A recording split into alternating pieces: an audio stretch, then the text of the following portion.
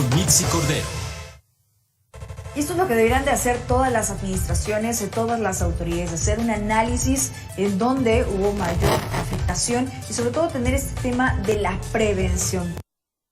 Por eso vamos a hablar con quien es mi invitado de esta tarde, experto en la materia, es el ingeniero Anita, maestro de gestión de riesgos y protección civil. Gracias, ingeniero, por esos minutos con el auditorio de Mega Noticias. Al contrario, muchas gracias. Muy buena tarde a tomar el auditorio. Muchas gracias. Bueno, son temas que debemos de tener bien presentes, sobre todo para evitar mayores riesgos como población. Ahorita están anunciadas, por ejemplo, lluvias considerables, otra vez en el estado de Oaxaca, Veracruz, Chiapas, vamos, todo este sureste mexicano. Los huracanes que nos han venido afectando, ya nos hemos podido levantar como población, la atención como ha sido por parte de las autoridades. ¿Qué resumen podríamos dar en esos momentos? ¿En dónde estamos parados frente a esta temporada que dicen los meteorólogos va a ser muy activa en cuanto a la lluvia, maestro? Sí, mira, sí, de hecho cada temporada de lluvias nos enfrentamos precisamente con este tipo de, vamos a decir, de situaciones. Al inicio del año, en la temporada vamos a decir, de estiaje, pues tenemos incendios forestales, después tenemos intensos vientos, y ahora viene una de las temporadas más difíciles que afronta las áreas de protección civil, que es la temporada de lluvias. Como sabes, pues tenemos una gran cantidad de kilómetros de litorales, tenemos por un lado el Océano Atlántico, el Océano Pacífico, cada uno de ellos pues vamos a afrontar un sinnúmero, bueno, un poco más de 15 ciclones tropicales aproximadamente, lo que se ha determinado. ¿Y qué es lo que nos conlleva? Pues nos conlleva que ya debemos de tener una preparación, ¿no? Además del conocimiento, la experiencia, no solamente de la población, de las comunidades, sino también de las autoridades, ¿no? Que en su momento pues, ya deben de contar pues, con los programas de protección civil, precisamente enfocados a disminuir el riesgo, a la atención de la emergencia y, en su caso, a una muy buena reconstrucción.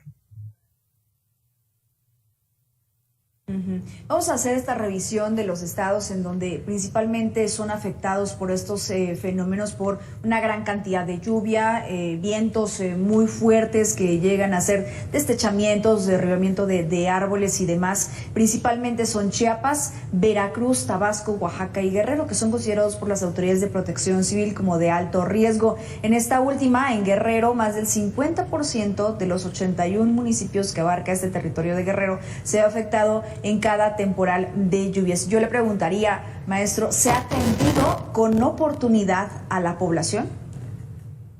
Mira, en este caso, precisamente en estos estados tenemos una dificultad, que son las vías de comunicación. Año con año, cada vez que se presenta este tipo de situaciones, lo que más se adolece precisamente es el poder llegar en forma oportuna a las comunidades más alejadas. ¿Por qué? Porque pues contamos con caminos que son de terracería, en algunos de los casos pues sí tenemos ahí pavimento, pero pues después de una lluvia y por la orografía, el tipo de terreno, el tipo de suelo, pues provoca deslaves, provoca obstrucción de estas vialidades y las atenciones no se dan, vamos a considerarla en horas que debería de ser, sino hasta pueden pasar días o hasta a veces semanas. Por eso se debe de considerar que en la atención de la emergencia otro tipo de vehículos, ¿no? Y en este caso, pues vehículos aéreos como los helicópteros, para en primera instancia conocer cuál es el estado, el daño que realmente existe y posteriormente, ahora sí, a empezar a activar precisamente los apoyos y las ayudas en cada una de estas comunidades, ¿no? Como sabemos, cada vez que se da este tipo de situaciones, y vamos a hablar también del caso de los sismos, hasta después de varias horas o días es cuando estamos conociendo realmente cuál es el daño que se presenta en estos lugares, ¿no? Entonces, desafortunadamente, pues es un círculo vicioso en el cual si no contamos con estas vialidades, pues va a ser muy difícil una atención oportuna.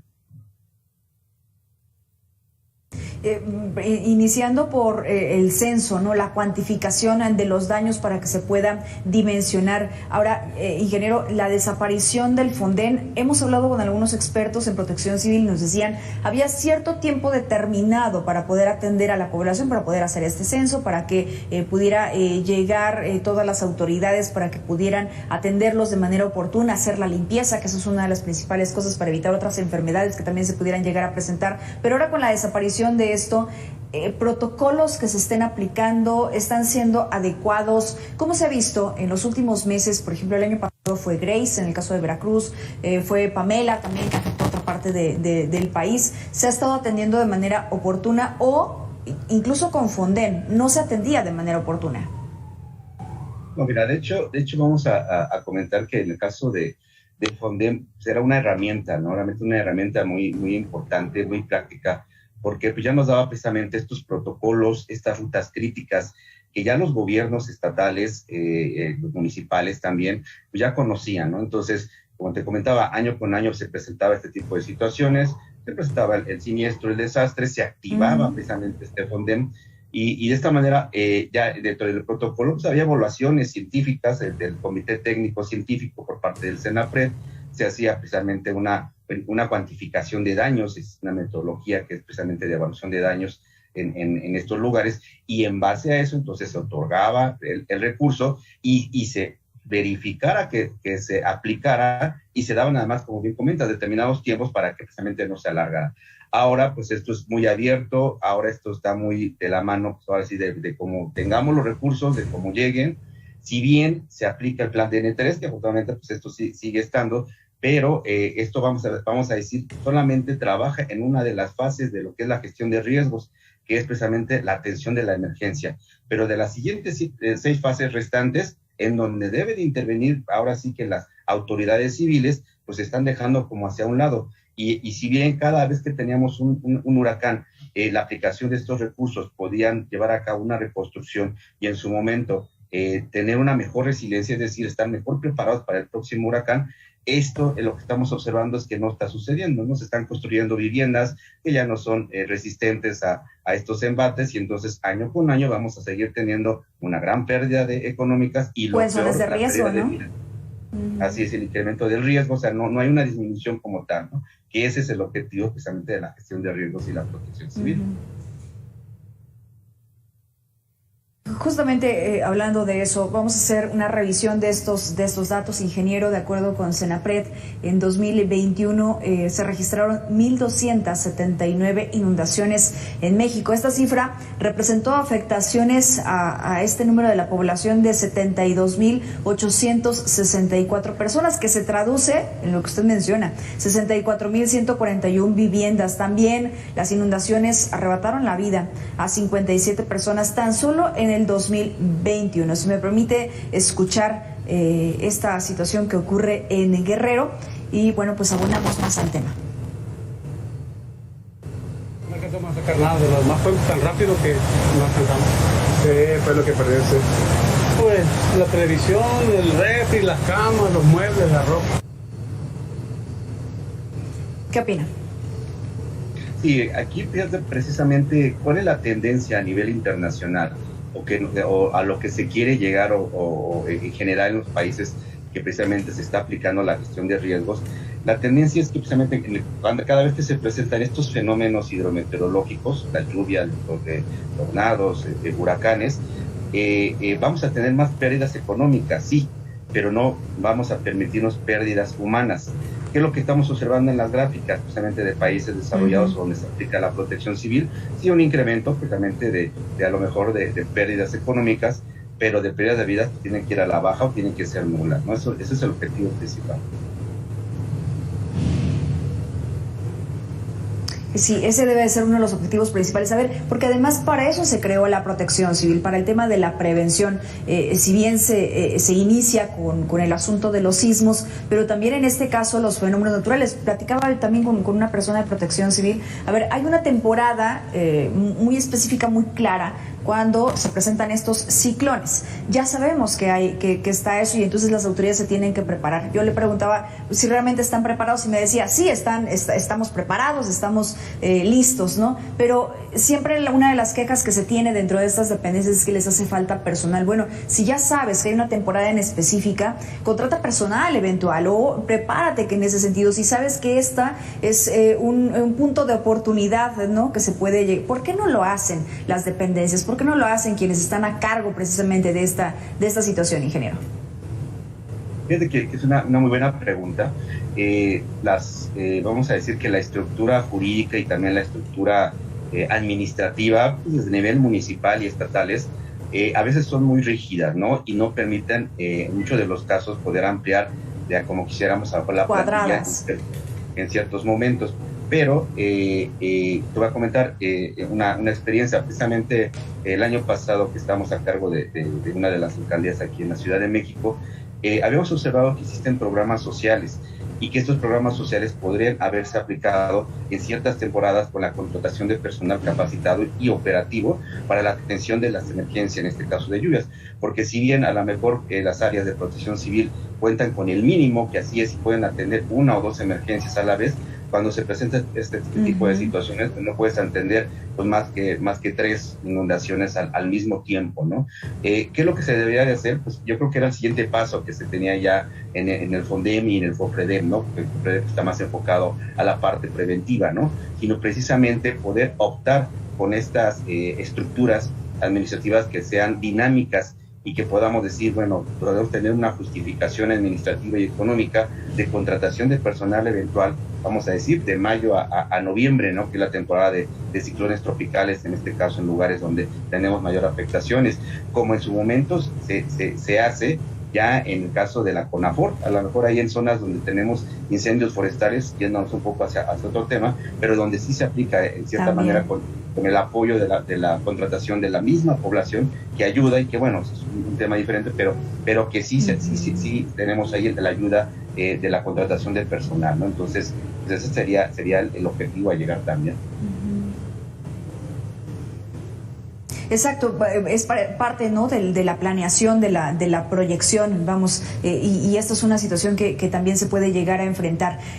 Revisamos de nueva cuenta el caso de Guerrero, el 25 de octubre del 2021, en este caso les afectó a ellos provocó el desbordamiento de un río, afectando a 960 viviendas de 16 colonias, y lo mismo se vivió en 2020, un año antes, con la tormenta tropical Hernán, en 2019, otro antes, con la tormenta tropical Narda. Es decir, pareciera que fue exactamente la misma devastación o muy similar. ¿Qué ha pasado con las personas afectadas? Bueno, lo que nos reportan nuestros compañeros de allá de Guerrero es que siguen asentados en el mismo lugar, que es lo que decíamos hace unos momentos, asentados en zonas de riesgo y nadie los puede mover, y entonces cada año sufren afectaciones y bueno, pues no queremos pensar que también incluso pérdidas humanas, y no se ha podido entender sobre eso. Vamos a escuchar este testimonio y regresamos justamente a hablar de eso, de la parte que también nos toca a nosotros como ciudadanos.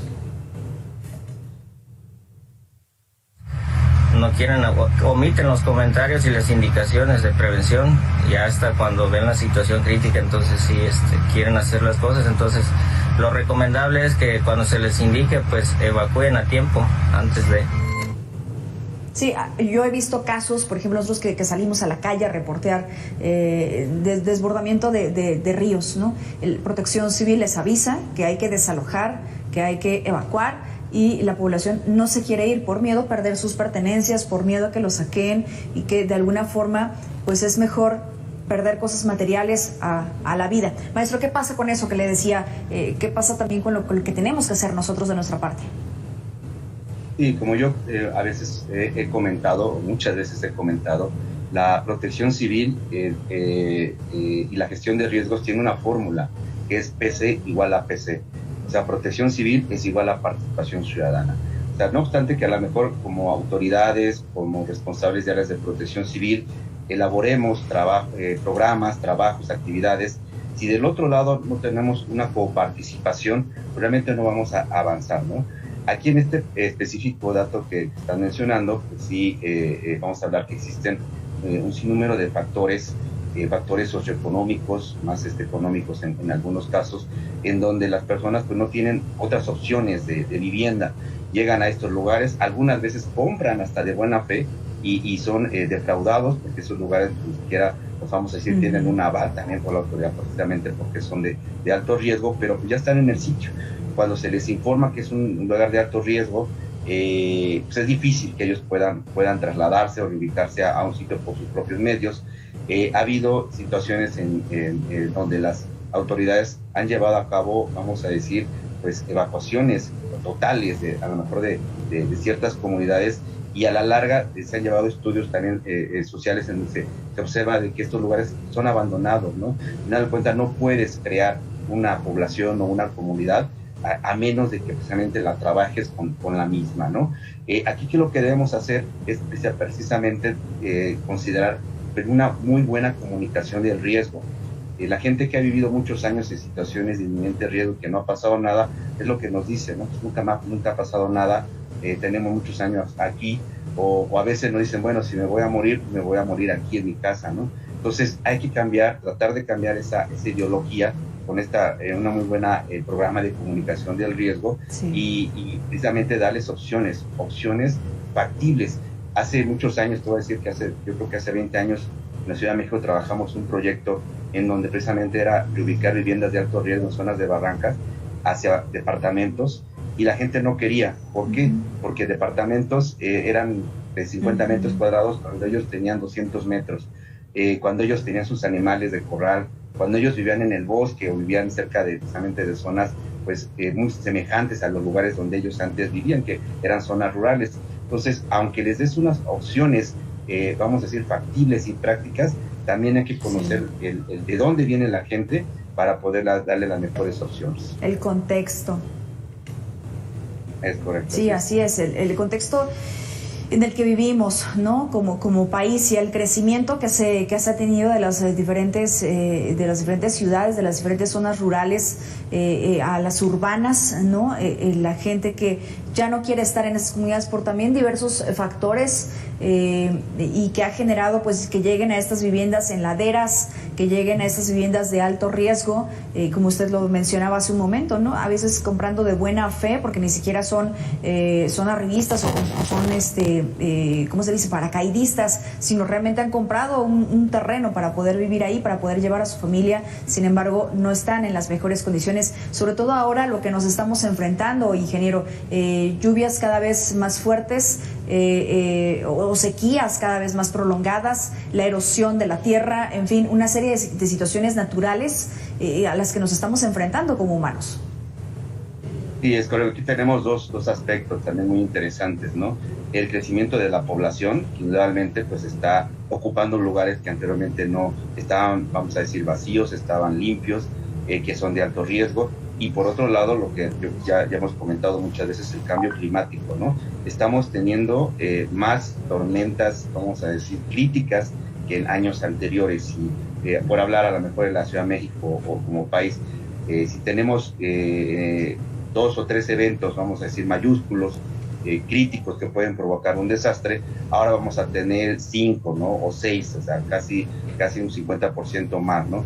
Y esto es lo que precisamente va a ser tendencia, o está haciendo tendencia, de tal manera de que año con año, pues sí estamos observando ese incremento en cuanto a las pérdidas económicas y desafortunadamente a las pérdidas de vidas, ¿no? Cuando debiera de ser, pues todo lo contrario, ¿no? A sabiendas ya del conocimiento de que pues ya hay promoción y existen atlas de riesgos, existen programas, existen estos sistemas de alerta temprana, como es el CIAT en este caso que estamos hablando de huracanes, donde pues ya quisiéramos tener algo similar en caso de sismos, ¿no? Que con horas o días de anticipación nos avisaron.